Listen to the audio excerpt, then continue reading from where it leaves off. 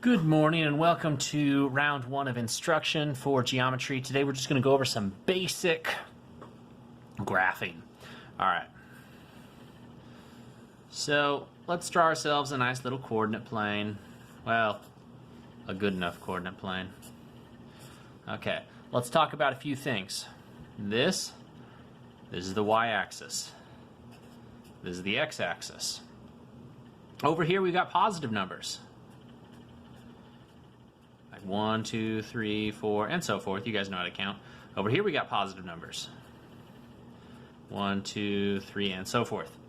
Down here is where it gets negative. And most people are pretty good at remembering up, positive, down, negative. Other people have trouble remembering that this is the negative side of the x-axis. So -1, -2, -3, -4. That's the hard part to remember, is that left is negative, right is positive. The way I like to remember it is I'm positive that I'm right. If you want to come up with a different way to remember it, that's fine too. Now, the way we write something to go onto the coordinate plane, let's say we want to plot the point 4, 2. Well, since we all know the alphabet, we know that X comes before Y. If you don't know the alphabet, A, B, C, D, E, F, G, H, I, J, K, L, N, O, P, Q, R, S, T, U, V, W, X, Y, and Z. Wow, it was kind of sad that I had to hesitate there. I need to practice that some more too, I guess. Anyways, X comes before Y. So if I want to plot the point 4, 2, I'm going to go over to 4, because that's my X value. And I'm going to go up 2. There's the point 4, 2. Hooray! Now, it doesn't matter whether a number is positive or negative. Let's say I have -3, 1. This is still my X value. This is still my Y value. -3, 1. Hala! Alright, what do you say we do one more? Let's make the Y value negative, just for funsies. Alright, ooh, that's not a sufficiently different color. Let's do yellow. You guys like yellow? Let's do 1, -2. Okay, so we still have our X value and then our Y value. So let's go over 1, down -2. And there's 1, -2. And that is how you graph. Alright, next piece of instruction for today is order of operations. You guys have probably heard about order of operations before. You probably memorized PEMDAS, where you do your parentheses first, whether your parentheses look like parentheses, brackets, or curly braces, they always come first. Then you got your exponents, whether it's like 2 squared or x to the 3rd power or 4. These guys always come second. Then you can deal with things like multiplication and division. So something I've got 2 times 3 plus 8, I need to do this 2 times 3 first. So this is going to give me 2 times 3 is 6, plus 8 is 14. Yay! So this is coming 3rd. Okay, now let's say you're dealing with something that's got 2... I said 2 and then I wrote down 3. My apologies.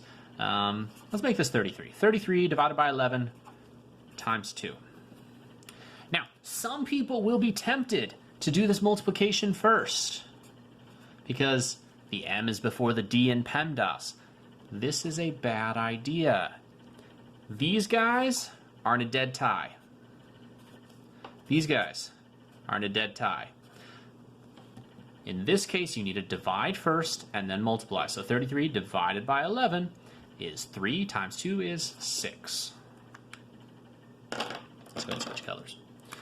So when you have multiplication or division, they come before addition and subtraction, like we saw up here, but they don't necessarily come before each other. When they're next to each other, just do whichever one's farthest to the left first.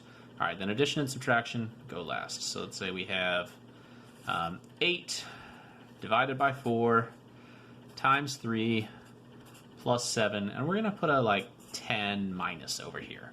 Okay, now we need to look at this and we think, what should we do first? Well, I see division and multiplication, but this one's farthest to the left, so I'm going to start with that first. 8 divided by 4 is 2. And then just copy everything down. All right, now we have multiplication. 6. All right, 10 minus 6 is 4, plus 7 is 11. And we're done with that problem. Now let's talk about something that sometimes gets neglected when we talk about order of operations. And that is absolute value. Absolute value, shorthand is distance from 0. Remember, distance is always positive. I'm not -1 feet away from my camera because my camera's above me and I'm below. I'm still just 1 foot from my camera. So let's deal with something like this. -4, it's absolute value. Whenever you see these vertical lines, that's absolute value. It's 4 away from 0. What about 2? It's 2 away from 0. Now, one thing that's kind of tricky about absolute value is that we treat it almost like parentheses. So let's say we're doing something like this. 3, -4. What's that supposed to equal? Well, the absolute value kind of gets treated like parentheses. So when you think about how far is -4 from 0, we said up here it was 4 away. So we know that this has a value of 4 times 3. This is giving me 12. Let's get a little bit more complicated. 7 plus the absolute value, 3 minus 8 plus 2. Okay, first thing again, needed to take care of that absolute value. Now, that absolute value, we've got a 3 minus 8. What is 3 minus 8? -5. We still are taking the absolute value of that. Okay, well, what is the absolute value of -5? Well, it's 5. It's 5 away from 0. So now we just do some addition. 7 plus 5 is 12, plus 2 is 14. Hooray! All right, let's do one more example like this before we move on. Let's make it ugly. You're never going to see anything uglier than this. All right, 10 parentheses 7 minus 6 plus 3 times the absolute value of -4 plus 2 minus 8. Seems messy enough to me? Seems messy enough. Okay, so let's look at our parentheses. Well, what's inside these parentheses? 7 minus 6. Okay, what is 7 minus 6? 1. Awesome. Okay. I'm just going to copy down that plus 3 because we're not doing anything with it yet. All right, now we have inside this absolute value to take care of. -4 plus 2 is -2. What's the absolute value of -2? 2. Minus 8.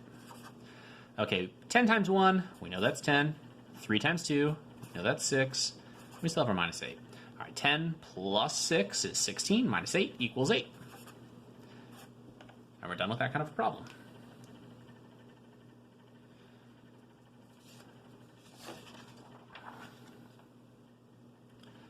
Oh, there's one other thing I forgot to mention with graphing. I should probably touch on that, and then we'll close out this video.